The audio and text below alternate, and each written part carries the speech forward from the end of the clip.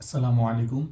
আমি আলফারদিন পড়াশোনা করছি শাহজালাল বিজ্ঞান প্রযুক্তি বিশ্ববিদ্যালয়ে কম্পিউটার সায়েন্স এবং ইঞ্জিনিয়ারিং ডিপার্টমেন্টে।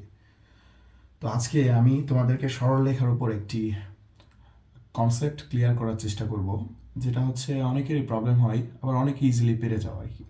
তো আমি তো যেহেতু সবাইকে নিয়ে ভাবনা, তো এই ক্ষেত্রে এইটা আমরা করার চেষ্টা করি। এই ধরো দুইটা বিন্দু আছে, একটা বিন্দু হচ্ছে এ, একটা হচ্ছে বি। তো আমরা একটা নিই, এ বিন্দু হচ্ছে 1,1 আর বি বিন্দু হচ্ছে 3,2।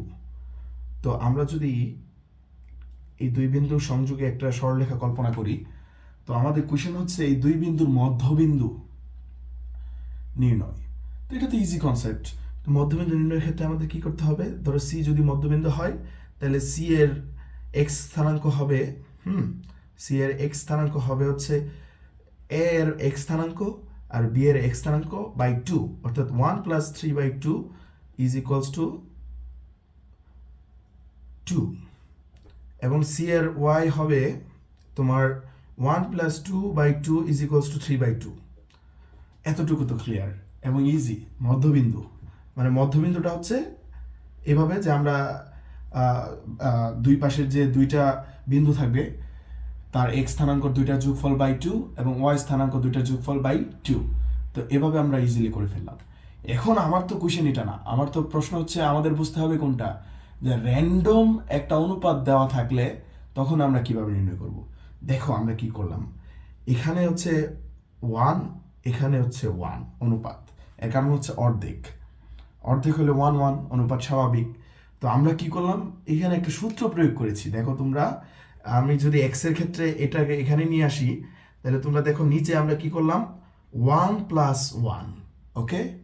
আর উপরে কি করলাম 1 × 1 + 3 × 1 ইজ ইকুয়ালস টু 2, 1+3/2। তোমরা আশা করি বুঝতে পেরেছো আমি কি বোঝাতে চাচ্ছি। আমি বোঝাতে চাচ্ছি র্যান্ডম কোনো অনুপাত দেওয়া থাকলে, যেমন এখন যদি আমি বলি এ এবং বি এর সংযোগের অনুপাতটা হচ্ছে, সি বিন্দু হচ্ছে 2:1 অনুপাতে বিভক্ত করে, হ্যাঁ, তখন আমি কিভাবে নির্ণয় করব? ঠিক সেম ওয়েতে নিচে যোগ করব অনুপাতের যোগফল। আগে যেটা করেছি 1+1, এখন সেটা হচ্ছে 2+1। তো করার পরে আমি কি করব, এই স্থানাঙ্কর মানে এর স্থানাঙ্কের বিপরীত অনুপাতটার সাথে একটা গুণ করব, বি স্থানাঙ্কের বিপরীত অনুপাতের সাথে আমরা বি একটা গুণ করব, লাইক 1 × 1 + 3 × 2, 3 × 2 ইজ ইকুয়ালস টু কত হচ্ছে 6+1/3, 7/3। সুতরাং এইভাবে আমরা মধ্যবিন্দুর কনসেপ্ট থেকে যে কোনো অনুপাতের কনসেপ্টটা আমরা বুঝে গেলাম। তো সূত্রটা কি হচ্ছে, যদি m1 = m2 অনুপাতে বিভক্ত করে, তাইলে আমরা m1 + m2 m1 × x2 + m2 × x1, এটা দিয়ে আমরা x এর স্থানাঙ্ক নির্ণয় করব। y এর স্থানাঙ্ক সেম, y এর ক্ষেত্রে আমরা কি করব, y is equals to m1 + m2 m1 × y2 y1 × m2। So আমরা মধ্যবিন্দুর যে জেনারেল কনসেপ্টটা জানতাম সেটাও যে এই সূত্রেই অন্তর্ভুক্ত, আমরা সেটা বুঝতে পারলাম। আশা করি তোমরা বুঝতে পেরেছ। একটু আগে আমরা যে সূত্রটা দেখলাম, অর্থাৎ অন্তর্বিভক্তির ক্ষেত্রে এক্স এর জন্য হচ্ছে এক্স ইকুয়ালস টু, নিচে হচ্ছে অনুপাত দ্বয়ের যোগফল m1 + m2, আর উপর হচ্ছে m1 × x2 + m2 × x1, এবং y এর জন্য হচ্ছে সেম অনুপাত দ্বয়ের যোগফল m1 × y2 + m2 × y1। তো এইটার উপর বেস করে আমরা এখন একটা ম্যাথ করব। সেই ম্যাথটা হচ্ছে রুয়েট 18-19-এ আসছে যে ম্যাথটা, এ ও বি বিন্দুর স্থানাঙ্ক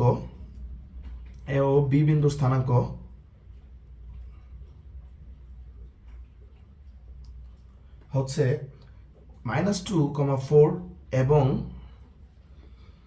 4, -5।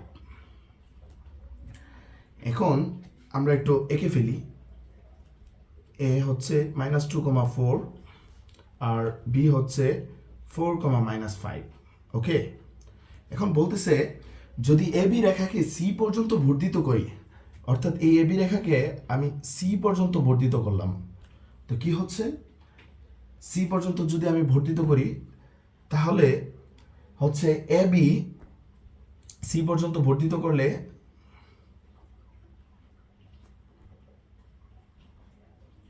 AB is equals to 3BC। AB is equals to 3BC, অর্থাৎ এটার অনুপাত হয়ে যাবে 3:1। ওকে, 3:1 হয়ে যাবে স্বাভাবিকভাবেই।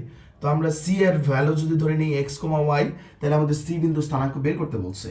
তো আমরা কিভাবে বের করব? স্বাভাবিকভাবে বের করে ফেলবো। যে আমাদের এখানে তোমরা দেখো এই যে এক্স কমা ওয়াই, এটা কিন্তু হচ্ছে বি বিন্দুর স্থানাঙ্ক। ওকে, তো আমরা কিভাবে বি বিন্দুর স্থানাঙ্ক নির্ণয় করব? তো বি এর ক্ষেত্রে যদি বি এক্স নির্ণয় করি তাহলে হচ্ছে আমরা ফার্স্টে অনুপাত দ্বয়ের যোগফল নির্ণয় করব। অনুপাত কত? 3+1। তো 3+1 এর ক্ষেত্রে আমি কি করব? এ এবং সি কে বি 3:1 অনুপাতে বিভক্ত করতেছে। তো আমরা কি করব? 3 × x প্লাস 1 × -2। তো আমরা bx এর ভ্যালু কত? এখানে bx এর ভ্যালু হচ্ছে 4। তো 4 × 4 3x - 2। তো এখান থেকে কি পাচ্ছি? এখান থেকে আমরা পাচ্ছি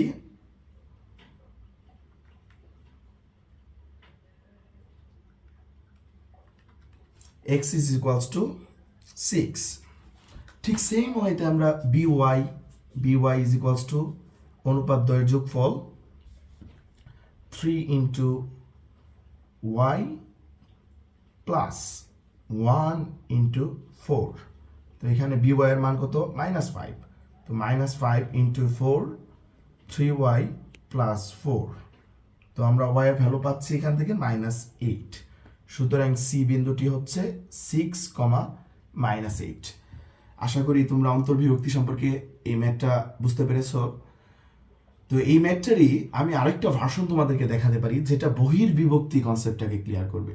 তো তার আগে তোমাদেরকে আমাকে বোঝাতে হবে বহির্বিভক্তি আসলে বিষয়টা কি। দেখো ভাইয়েরা, এই বহির্বিভক্তি বিষয়টা হচ্ছে ঠিক অন্তর্বিভক্তির উল্টোটা। অন্তর্বিভক্তিতে আমরা দেখতে পেয়েছি সরলরেখার যে দুইটা বিন্দু থাকে তার মাঝখানে কোনো একটা বিন্দু থাকে, অথবা তার যে কোনো পয়েন্টে সংযোগের যে কোনো একটা পয়েন্টের মধ্যে থাকে যে অনুপাতে বিভক্ত করে সেটাকে আমরা বলতেছি অন্তর্বিভক্তি। কিন্তু বহির্বিভক্তির ক্ষেত্রে ব্যাপারটা হচ্ছে ঠিক ভিন্ন।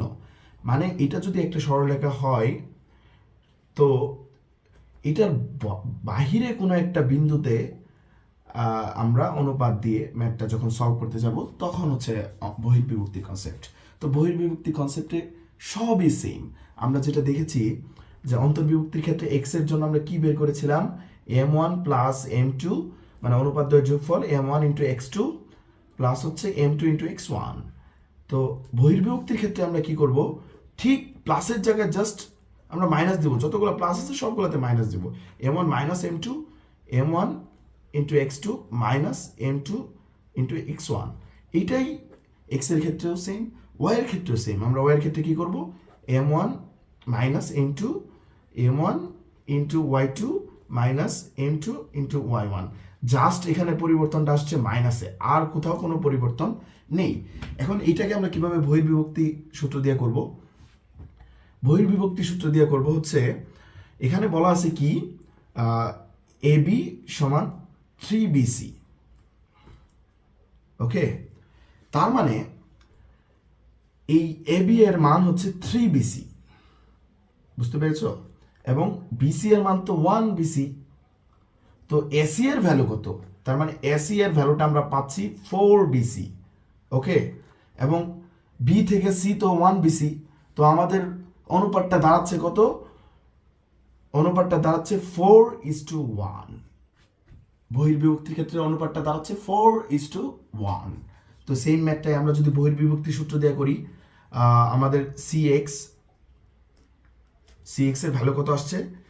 m1 - m2, অর্থাৎ 4 - 1, এবং 4 × আমরা পাচ্ছি কত? 4 × হচ্ছে এখানে 4 × হচ্ছে 4 মাইনাস 1 × হচ্ছে -2, 1 × -2। তার মানে আমরা কত পাচ্ছি? 3/2 এখানে পাচ্ছি হচ্ছে 18 ইকুয়াল টু 6, সেম ভ্যালু। এবং ওয়াই এর ক্ষেত্রে আমরা কি পাচ্ছি, অনুপাত দ্বয়ের বিয়োগফল, আর এখানে 4 ইন্টু -5 মাইনাস 1 ইন্টু 4,